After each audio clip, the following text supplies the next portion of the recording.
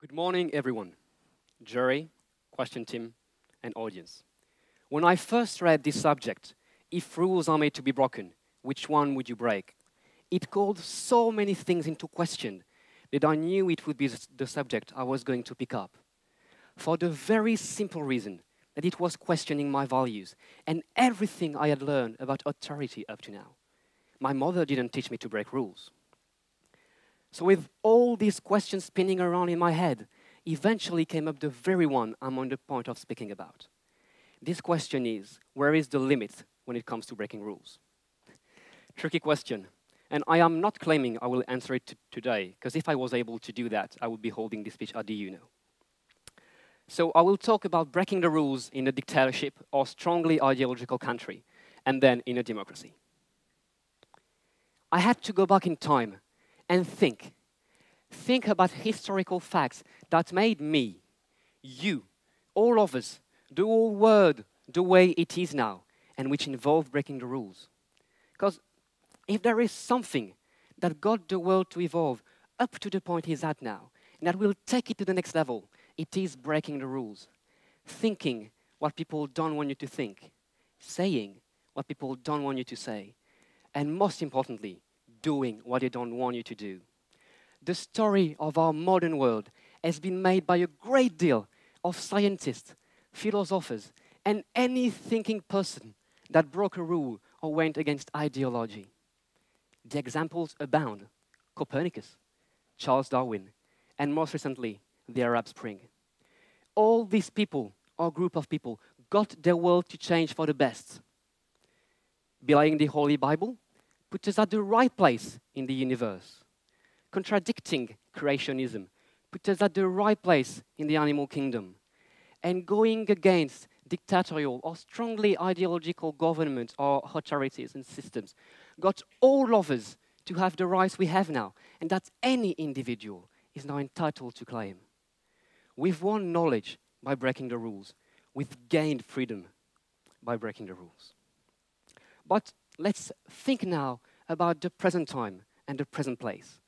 Belgium, 2014. I am convinced by my education, by my parents, by school, and by myself, and by this little voice inside my head, that almost all laws or rules that we have to follow nowadays are made for the best. Why? What prevents someone from taking your mother's life? Rules. What makes it compulsory for each and every one of us to get involved in one of the best education systems in the world? Rules again. And most importantly, what gives us freedom? I think you know the answer to that question. It's rules. And this is where the limit is. When breaking the rules gets in the way of freedom.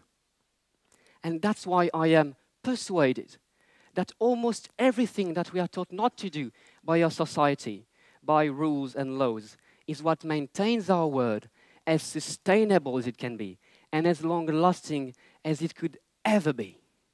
And that's why, personally, I wouldn't break any rules. Well, at least no big one. At least not today. Because, you know, it's not a stable thing. We might do a revolution tomorrow against what we are happy about yesterday. And when we won't be satisfied anymore with the system by which our world is led, we'll have two very distinct options.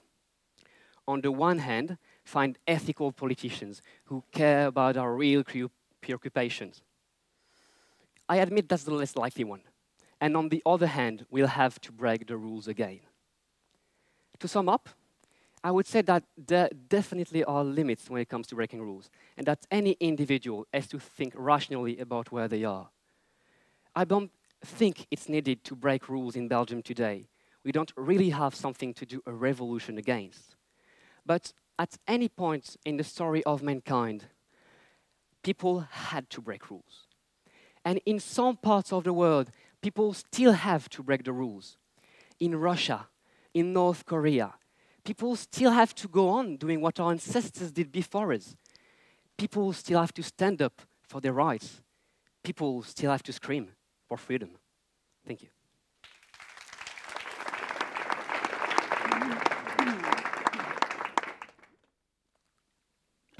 You talk about Korea and Russia. Why aren't these people screaming then? Why are they screaming for? Are they not screaming? I think, for example, North Korea, they don't have as much access as we have to information, and their educational system is based on the idea that this ideology of communism is the best way to lead the world. So if you start educating someone and telling him that the system in which he's living is the best, he might not be thinking as much as another one about the fact that this system might be wrong. That's maybe why we don't hear a lot of people screaming. So in Belgium, breaking the rules isn't necessary, at least not at the moment. Does that mean we should also stop questioning the rules? No, I think that there is a huge gap between questioning the rules and breaking the rules. We should question the rules at any instant. We have to call things into question. We have to be critical. If we tend to think that a rule may not be right, we just have to think about it and know if it's right or not. And if we see people around us thinking more or less the same, that it may not be right, then you come to a time where you have to do kind of a revolution. You can try the diplomatic way, or if it doesn't work, you can in fact break the rules. What rule have you broken to get ahead? I didn't pay my train ticket to get here. Sorry, I'm joking. I don't think I broke any big rule. Maybe not letting my father be right all the time.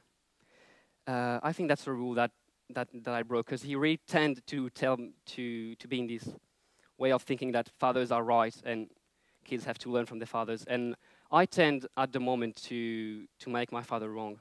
It might be one thing, but I didn't break a big rule to get to where I'm here. And when you do that to your father, what does it bring to you? What do you feel then? I don't do it like for the fame or just in a way to make him wrong. I just do it because I think that getting people to know what may be right or may be wrong is something that you have to do if you are kind of a philosophic person. And that's why I do it. I don't do it just to break him. It's not a pleasure for me. You've been talking about big rules a couple of times, so I assume there are also small rules. What's the difference? Can you give me some examples? For example, a big rule would be the rule that says that we can't kill someone. I think it's pretty important in our society to be able not to be killed. And and a smaller rule will be like a rule that doesn't really hurt people, because killing someone is kind of hurting for the person and for the family. And a rule that may not be as big as this one is, for example, not eating your sandwich outside your school, outside the room in your school. Right? It's a rule that you can break without really aiming anyone. That's the small rule. Small. Are most people capable of evaluating rules objectively? I think that you are. There is a quote saying that everybody is born a philosopher. It's just by growing that you are not a philosopher anymore.